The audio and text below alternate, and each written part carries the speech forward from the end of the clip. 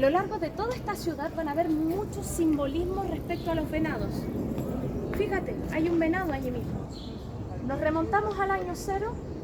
Sabemos que durante esa época estaba el Imperio Romano. Cuando llega el Imperio Romano a toda esta parte de Alemania, es Julio César quien le da el nombre de Germania, ¿sí? Germania eran todas aquellas tribus que estaban al este del río Rin, ¿sí? Pero si te has dado cuenta, esta gente no se llama a sí mismo, nosotros no somos germanos, aquí se habla Deutsch y esto es Deutschland, ¿sí? Se dice que la palabra Deutschland es una degradación celta. Al principio de la historia, hablamos un poco más de la prehistoria, las religiones que abarcaban sobre todo los países nórdicos eran todas celtas. Entonces Deutschland se dice que es una degradación celta y que significa Deutsch, pueblo, Land, tierra. Por lo tanto, Deutschland vendría significando la tierra del pueblo. Donde relatan las aventuras de Carlomagno, se dice que Carlomagno venía con sus hombres huyendo de los sajones del otro lado del río, por la zona de Sachsenhausen, y que en una densa niebla no podía divisar por dónde cruzar el río Meno para cruzar a este lugar, a este lado del río, y llegar a salvo con sus hombres. Y es ahí, dentro de una densa niebla, donde divisa un ciervo blanco. Y ve a un ciervo blanco cruzar el río a través de un vado. Un vado es la parte cuando la cantidad de agua de un río está bajita, se forma un vado que es este camino de piedras donde puedes cruzar sin ahogarte o sin hundirte, ¿sí? Entonces Carlomagno ve a este ciervo cruzar y así le imita junto con sus hombres detrás.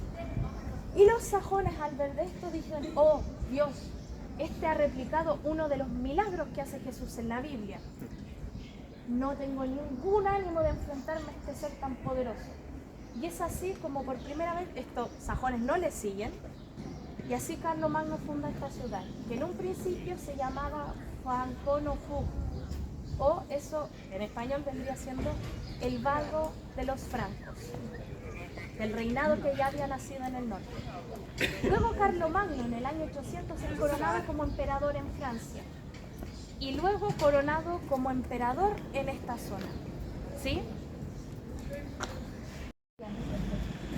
Por eso sabemos que quedó en pie, conserva la suciedad y el hollín, todo lo que fue los escombros que se levantan después de la Segunda Guerra Mundial. Y no la limpian solamente para recordar, para que no se nos olvide lo que ocurrió en la historia hace menos de 100 años. ¿Sí? Bueno. Como te digo, luego las coronaciones imperiales comenzaron a ser en este Kaisertum, la parte católica era allí, porque era muy peligroso viajar a Roma. Como el imperio seguía en expansión, se liberaban muchas batallas, sobre todo en los límites y en los bordes, ¿sí? Entonces por eso es que se construye esta iglesia.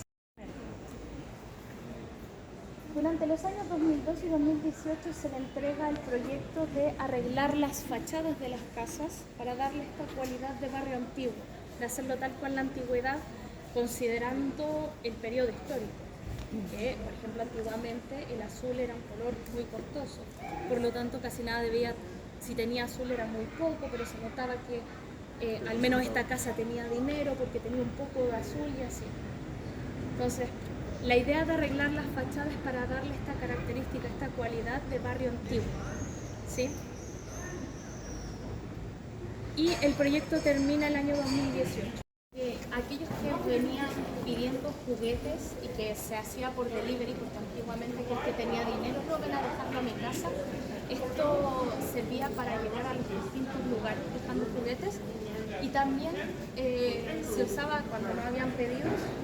Lo dejaban afuera para aquellos niños que estuviesen en situación de que no tuviesen el dinero suficiente para comprar un juguetito, podían jugar con el juguete y luego dejarlo donde mismo. Y aquel que podía simplemente entraba a comprar. Sí, es re bonito.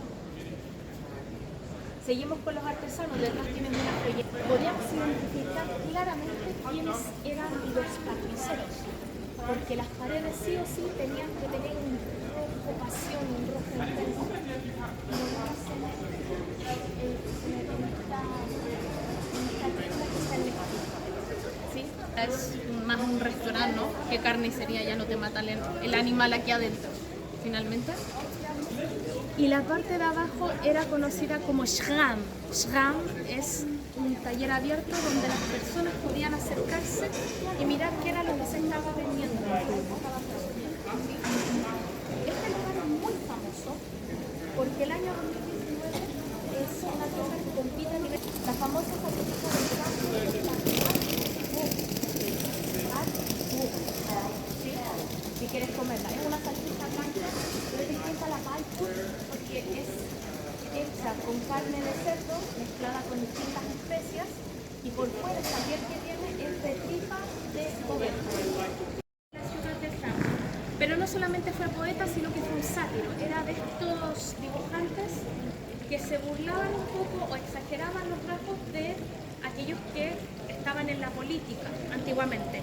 Recordemos que todo el siglo XIX fue una época muy oscura para Alemania. Fue uno de los últimos países en unificarse. Y además vive en una época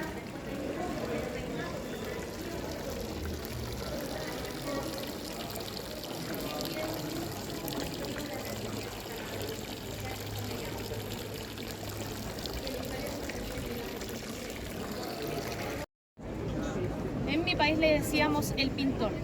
¿Por qué el pintor? Porque no sé si tú lo sabes, pero él antes de unirse a las Fuerzas Armadas postula a la Academia de Artes, ¿sí? Porque él quería ser un artista. El problema es que Adolf era paisajista, por lo tanto no tenía tantísimo talento como para quedarse en la Academia de Artes. Y luego la Academia de Artes es expulsado, finalmente lo expulsan y bueno, se une a las Fuerzas Armadas y tenemos la historia que tenemos hace menos de 100 años, ¿sí? Y lo primero que hace, bueno, lo que acabamos de hacer fue el camino real del emperador, donde el emperador venía luego a subirse aquí a este balconcillo. Y por eso te hago este alcance, porque es Adolf, el único personaje político que se sube a esta ciudad y comienza a dar este discurso de que vamos a levantar esta nueva Alemania y la historia la escribiremos nosotros. Un discurso muy potente, pero ¿qué es lo que hace? Motiva a todos estos jóvenes a tomar todos aquellos libros que no correspondían al régimen. Y podemos aquí ver claramente algunos personajes, algunos escritores, ¿no? Karl Marx, quien hizo el Manifiesto Comunista, Sigmund Freud, psicoanálisis. Pero si tú asimilas un poco, Freud era ateo. Él mismo se declaraba ateo y decía que la religión no sirve, que la religión a mí no me sirve. El problema es que Freud venía de familia judía, así como todos estos autores. Y de hecho hay un poeta, y por eso está esta inscripción alrededor, que predice lo que ocurriría luego en 1933. Esta frase dice algo así como: donde hubo un preludio, donde se quemaron libros, también se van a quemar seres humanos, o al final se van a quemar seres humanos. Lo predice exactamente. Recordemos, existían dos tipos de campos de concentración en Alemania. Un campo de concentración es un centro penitenciario donde se obligan a los reos o a los presos a hacer trabajos forzosos y también se violan los derechos humanos. La diferencia es que el régimen nazi tenía un campo de concentración para los trabajos forzosos, por una parte, y el otro era para el exterminio total de seres humanos. ¿Sí? Es por eso que este poeta predice lo que luego ocurriría en 1933.